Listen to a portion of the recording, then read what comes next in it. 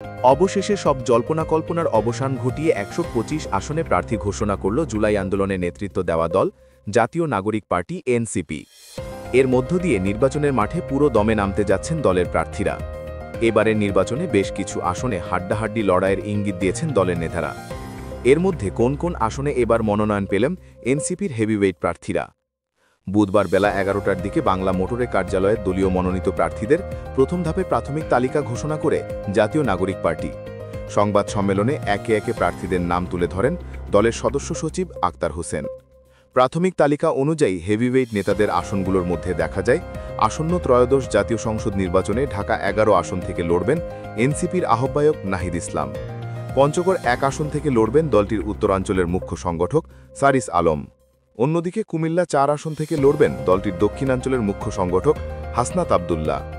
এছাড়া রংপুর ৪ আসন থেকে লড়বেন দলের সদস্য সচিব আক্তার হোসেন। ময়মনসিংহ ৬ আসনে জাবেদ রসেন। ঢাকা ৯ আসন থেকে লড়বেন সিনিয়র যুগ্ম সদস্য সচিব ডাক্তার তাসলিম জারা। ঢাকা ১১ আসনে আরিফুল ইসলাম আদিব। ঢাকা ১৮ আসনে দলটির মুখ্য সমন্বয়ক নাসির উদ্দিন পাটোয়ারি।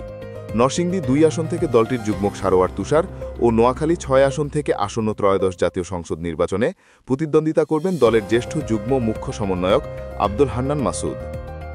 এর আগে বুধবার আগামী জাতীয় সংসদ নির্বাচনে প্রথম ধাপের মনোনয়নপ্রাপ্ত প্রার্থীদের নাম ঘোষণা করার কথা জানায় জাতীয় নাগরিক পার্টি।